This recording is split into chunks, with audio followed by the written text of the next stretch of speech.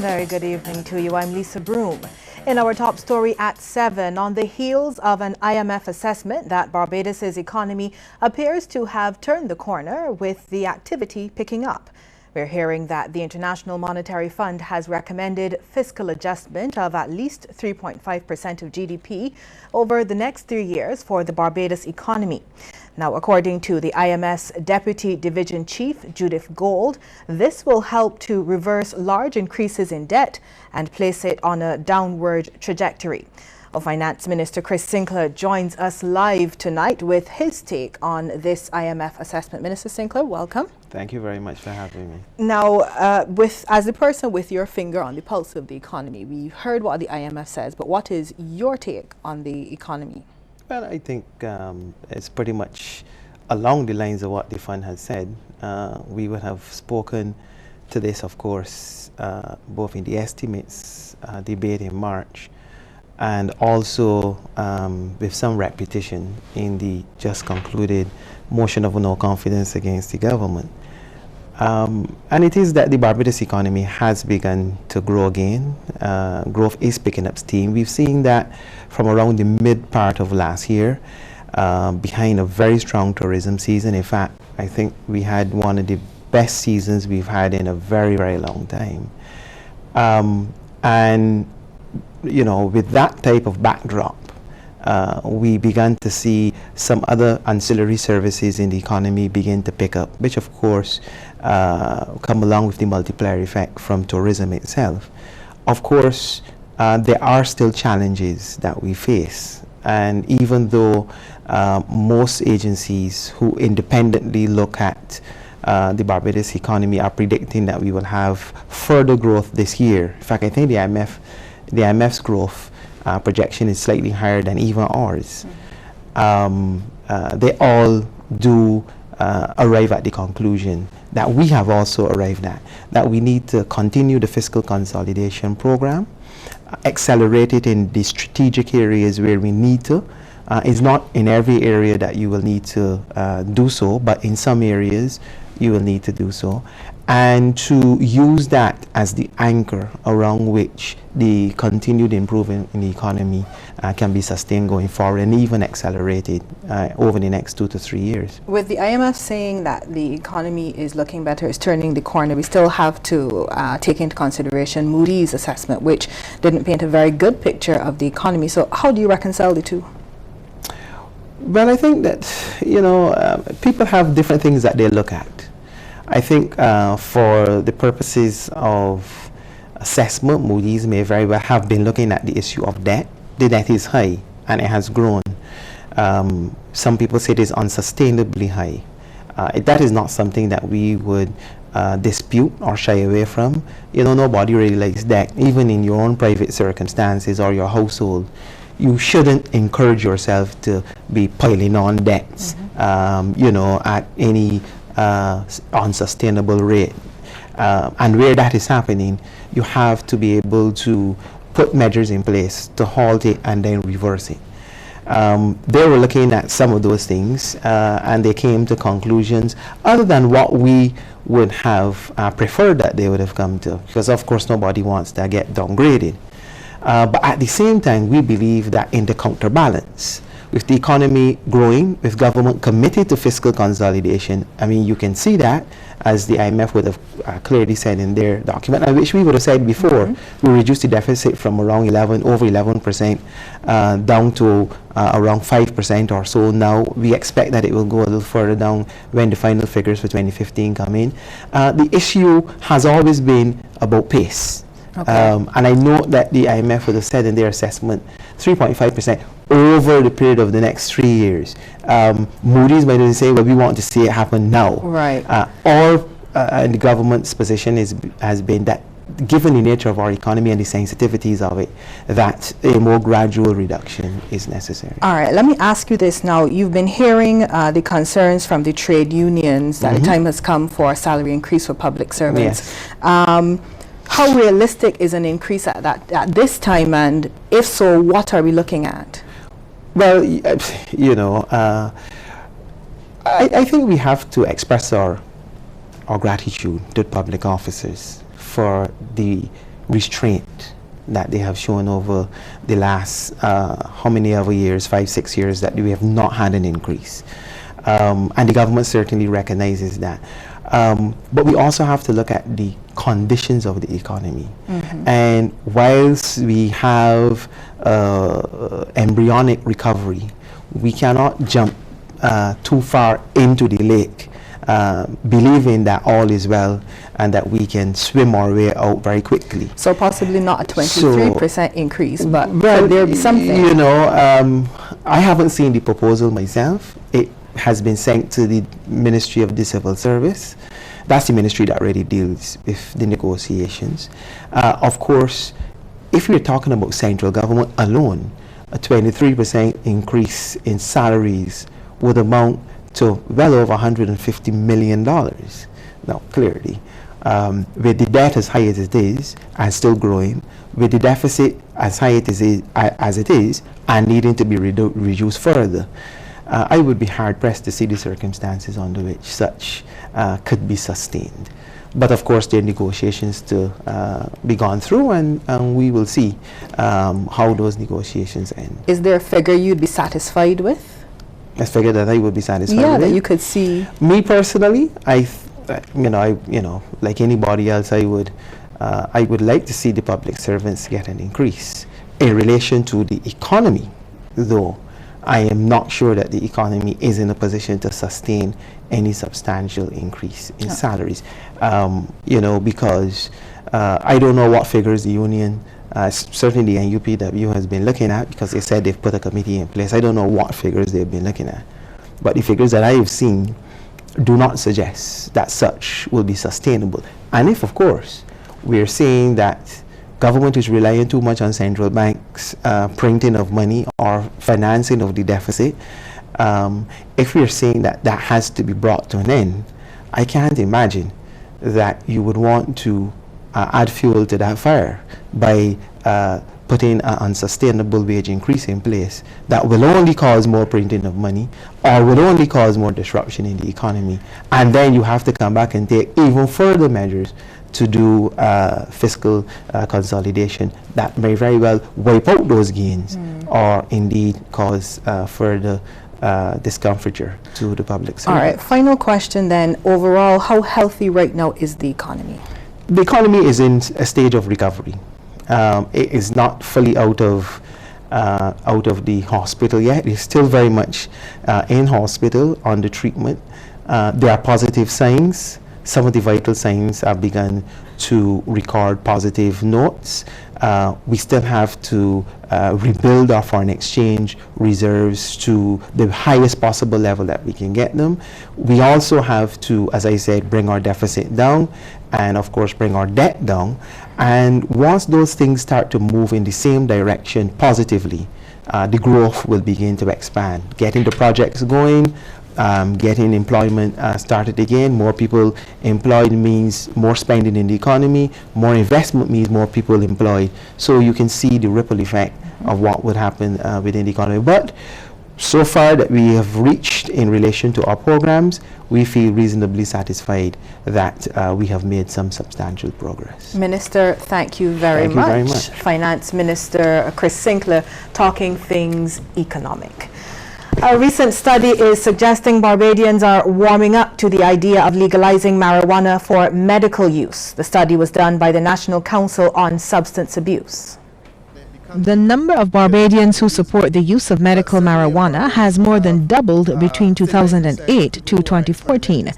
The information from the study was revealed by political scientist Peter Wickham during a panel discussion on the issue. What we've seen is a drop from 73% to 37%, which means that since 2008 to 2014, which is not a long time, it's 36% of Barbadians, 36% less Barbadians support the retention of the status quo. While 9% supported partial legalization in 2008, 30% now support partial legalization. Attorney at law Kristen Turton believes before considering the possible risks marijuana use can have on society, people must understand how it is permitted in other countries. Ms. Turton says many people are concerned that medical marijuana could be abused, but this has not been the case elsewhere. There's actually no evidence of that, first and foremost, in the countries and the states that have taken the step to approve medical marijuana. But one of the other considerations is the fact that there can be a very structured regulatory framework which encourages, or rather which limits the quantity that you can possess at any given point in time for any period of time. Senior lecturer of sociology at the University of the West Indies, Dr. Alana Griffith says, although there is concern about an increase in crime once people use marijuana, statistics show this is not true. Even Klein, in doing his research in 2004 in St. Vincent and the Grenadines, found that that was not necessarily the case, that the crime actually came because of the laws that were in place guiding marijuana and making it illegal. So it was at the point of, of people being robbed from their crops, or even with the police and facing off with the justice system as it relates to the protection of their crops. There's arguments that medical marijuana laws are now representing a new form of crime control. The panel discussion was part of a public lecture series by the Faculty of Medical Sciences. The Barbados Elder Care Association says anyone seeking to become an auxiliary nurse must undergo rigorous training and excel at both written and practical exams. In fact, BECA President Maureen Ward says the association's work with the Barbados Nurses Council to design the training syllabus to be administered to institutions. These include the Samuel Jackman Prescott Polytechnic, the Career Development Institute, and the TVET Council, among others. Although students must study legal and ethical issues, anatomy, nutrition, and a range of other subjects, Ms. Ward says it takes a lot more than training to be a good nurse. Nursing is a calling. It's not just a job. And so long as you think that it's just a job, you're not going to give that person all that they should get, because it's not just a job. There are a lot of good carers out there, plenty, who go beyond the call of duty. They'll work 2 and 3 shifts, they'll take their people out, they'll do everything to make their lives happy. And Ms. Ward foresees a need for even more training as the percentage of elderly people on the island continues to increase. Barbados has the highest percentage of people aged 60 years and over within the English-speaking Caribbean, and their population continues to age. She says it's troubling to imagine the state of elder care in the future if youth are not taught the importance of respecting the aged. And Ms. Ward says her association will continue to offer seminars to caretakers and owners of nursing homes to improve the quality of elder care on the island. The Fair Trading Commission is examining the used vehicle industry in Barbados. It follows concerns from consumers who purchased cars from some dealers only to discover something was wrong with them. Director of Consumer Protection at the FTC, Judy Maynard, says the focus of the study will be on used cars sold by dealers and not private sales between individuals. She says dealers fall under the Consumer Protection Act, but this is not the same for a private transaction. Ms. Maynard says not providing consumers with the relevant information is a major issue. At the Commission, we've had a number of persons in the past and from time to time who say that having purchased a vehicle, they then realized it had a defect and they weren't given the relevant information about the defect.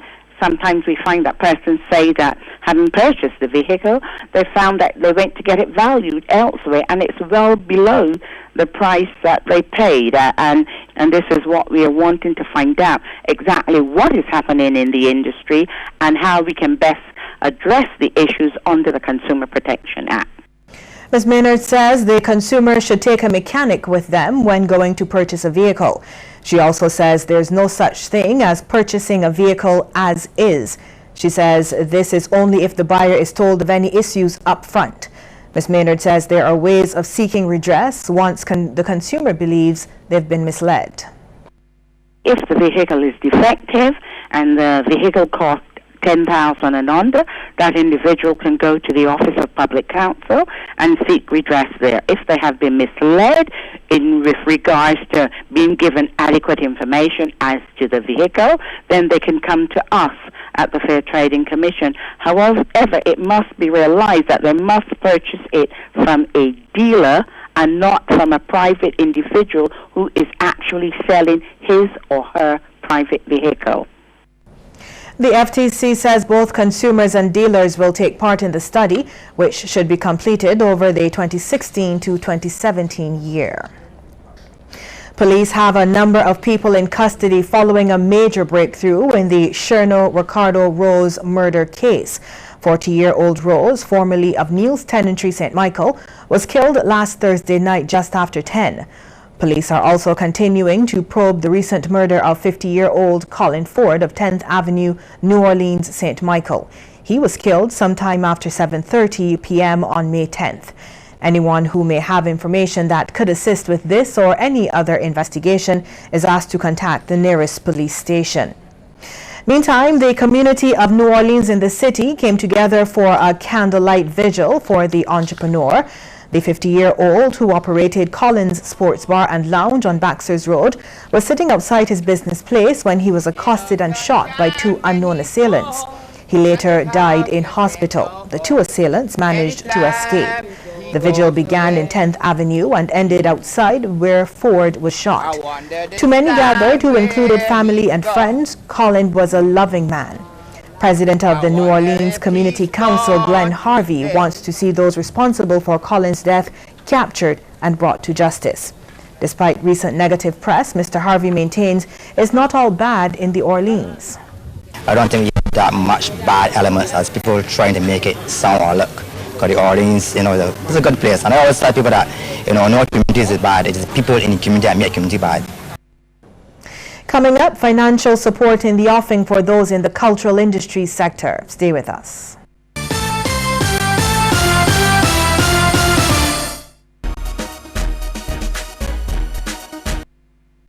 Don't let your data experience slow you down. Step up to Digicel, Barbados' fastest 4G network, more than twice as fast as the slow network. Get more with Digicel.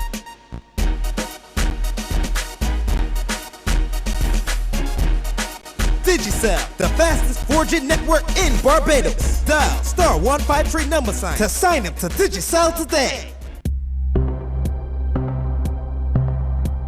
Life happens in a second, and we've seen 5.5 billion of them. 175 years of life's moments, all added up. With every tick of the hand, Sagicor will be there to turn those seconds into decades of prosperity.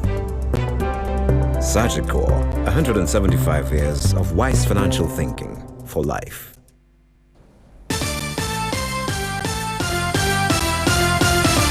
Barbadians involved in the cultural industries may soon have some much-needed financial support. A proposal for a venture capital fund to support these industries will be on the agenda of the 4th Biennial Barbados Network Consultation, or BNC.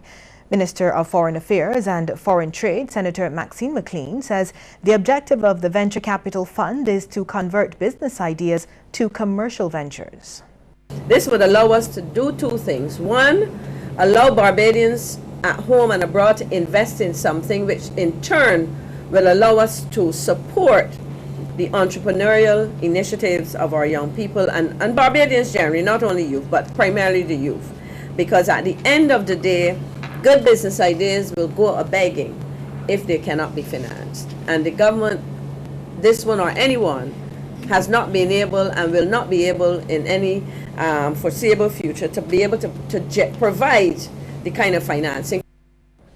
Senator McLean was speaking at the launch of the BNC, which will take place from July 31st to August 5th at the Lloyd Erskine Sandiford Center. She says another aim of the BNC will be to encourage philanthropy by putting measures in place to ensure charitable donations are properly used.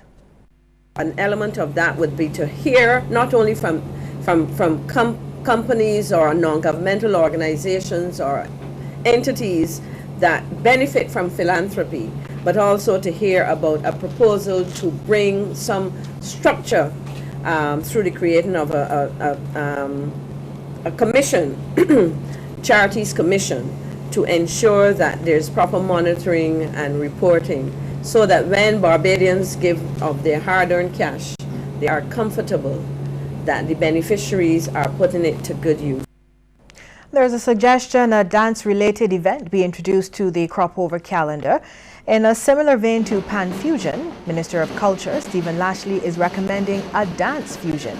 The idea came after he was moved by the enthusiasm in the dance scene at a reception, part of activities for the 2nd International Dance Conference and Season of Dance, now on at the Errol Barrow Center for Creative Imagination. The creative season seeks to develop camaraderie within the dance circle, but outside of their independent end-of-term productions. Maybe our new officer for dance can think of dance fusion. Perhaps we can get some of you who are part of the Caribbean experience, who are here, to come back and be part of dance fusion. And I'm sure some of you will get to learn the full gamut of the Mother Sally dance. And you've done quite well for what I've seen. Mr. Lashley commended the efforts of those who promote dance and the arts as a whole. He says the Errol Barrow Center for Creative Imagination at the Cayfield campus has become one of the major hubs for creative expression. In production, distribution, appreciation and preservation of the arts in our region. And of course, within the context of the University of West Indies, that is extremely important as we seek to build out the capacity upon which much of what you are doing can impact the wider world. The use of tablets in primary schools could lead to students getting better marks in the Common Entrance exam. This is the view of trustee of the Aaron and Christina Trust Foundation, Aaron Trust. He was speaking at the West Terrace Primary School after he, along with Minister of Industry Donville Innes, distributed 81 Samsung Galaxy Tab 4 tablets to Class 3 students this morning. I think the trend has been that the students are learning better and are doing better in the exam because of the tablet project and the opportunities that presents to them. St. Clair Bryan of Jackson St. Michael has several reasons to smile today. That's because he's the winner of a Nissan NP300 Frontier pickup truck valued over $145,000. The vehicle was the grand prize in Banks Bear's Go Big or Go Home promotion. His winning entry was pulled from among hundreds in a draw at Kensington Oval at the popular queue in the community. Category Manager for Banks Barbados Breweries Limited, Charles Walcott, thanked Barbadians for their overwhelming response to the promotion. We had a lot of entries, a lot of people were creative. You had people bringing bikes of entries of themselves. People put the poster on the entries, they put designs on it so it would stand up in the crowd of entries, you know. So it was, I must say thanks everyone for participating. It was great. The entries were overwhelming. I definitely appreciate it. Look out for more from Banks for sure. And sales executive at Courtesy Garage, Sean Prescott, gave an overview of the vehicle's features. It rides well. It rides very well because of the suspension that it has. It has double wishbone setup to the front, multi-links at the back, which makes the vehicle rise very comfortable on the road. That doesn't necessarily mean the vehicle is soft. It's very, very good off-road as well. There are other little features inside the vehicle, Bluetooth, for example, USB connectivity. Still to come, a look at some of the stories making headlines across the region.